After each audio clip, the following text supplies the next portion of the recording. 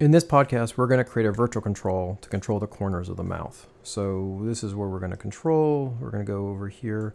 We want to be able to do stuff like this, bring into the side like that, do our wide like that. Okay, so we want to have a control on here. So I'm going to go back down to the grid down here. And matter of fact, if I just create a circle and just boom, snap right to it. F. Let's close this. So actually, I want to bring that back up. To make things really simple in the long run, we're going to make these controls go between 0 and 1 because this is the target value onto it. So we're going to make our virtual control just go with 0 to 1. And it's going to look really restrictive when we first do that, but we can actually scale up the outer group to make this bigger and bigger and bigger. So the 0 to 1 won't make a lot of difference for the animator sense. It'll be more of a rigging element we want to go through. So I'm going to go in here and let's see. I'll go into my transforms. I want to go to my limit information, and I want to go to translate. It does not need Y. Okay, so we'll turn Y off. It will need 0 and 1 on all the axes. So this is actually perfectly set right now. So if you'll notice though that my axis is pointing down like this, and my character, actually that's okay, that works out. We just got to make sure when we bring the control up, I want Z facing up with the control, or X. I don't really care which one, as long as we have it's making sense with our direction onto it. So right now, I normally would have this pointed the other direction on it, and we can do that with the group above it. So right now we have our group, we have this, and I'm just going to hit Command G, and we have a group on the outside now. So if I grab I could still do this. If I take my group and scale it up like that, you'll notice that I can still move that around, and it's pretty big. So if I take my control and scale it down like this, now it's important. Notice the range of motion I have on it. I undid that. That's actually not a bad range of motion I have on that. If the circle just wasn't so big, it would be perfect. So if I scale this down to be like here, there's a great way I can do this point of reference onto it. If I put this off to the side like this, and I say I really want this object to go from here to here to here to here. See how I'm going on the grid like that? Okay. Now if I zero this out and put it back, notice it's still 0, it's 1 to -1. If I scale this down, now I'm grabbing the control icon. If I scale this down and say, well, if it looks like this and it goes from here to here to here like that, that would be fine. See, it's already doing that. However, it's like, well, I don't want these scale values. Well, I can freeze it because the group above it has all the really nasty values on it. So I freeze it.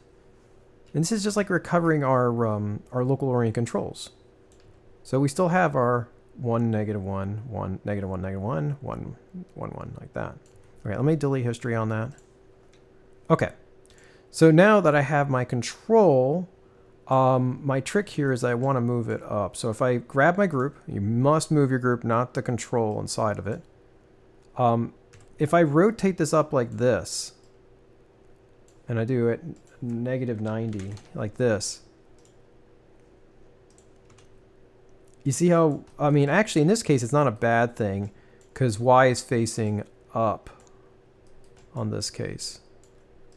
So let's say I move it in. Remember, this is in the center. Let's move this on closer to the face. Maybe move it out a little bit. Okay. So let's see what the control looks like. Let's grab the control now. So we could say, that's a little too much range. It's more than I want. So I can push it out to the max, like that's as far as it's going to go, and I can scale it down and say, okay, that's what it should be like. See? And I can move my control in a little bit and say, okay, that's when it's all the way in, when this is doing an ooh, like that. That's where I want my control to be. And when I do my wide, I go from that. You see, my values have not changed. Also, this is another important thing, is we can see what our values are. When I'm up like this, I want it to be 1. That looks good. That makes sense. So z is in 1, so that'll be -1 down like this. When I'm up here, 1 and 1. That's perfect. If I didn't like those directions, I could just rotate the main group around. Like I could just do something like this and do like 180 degrees down like this. I will undo this in a second because I don't want this. And now you see how the controls are facing. See, it's -1 and 1. So I can do this in degrees of 90 or 180. I am going to undo that because I like the values on this. But you can move around the main group. And like I said, no one's ever going to select this. If you want to put a border on this, you can. I actually kind of like this. Now what I'm going to do is make this kind of like a little arrow. Now this will not mess up anything in it. Let's kind of do this, make it like a little guitar pick type of thing. Now you're probably thinking, could I actually use an arrow instead of a circle? Absolutely.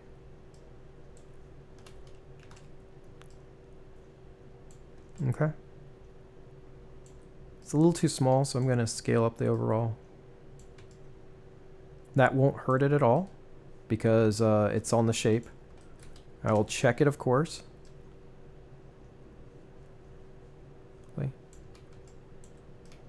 Cool. So now I have one of these. I'm going to duplicate this,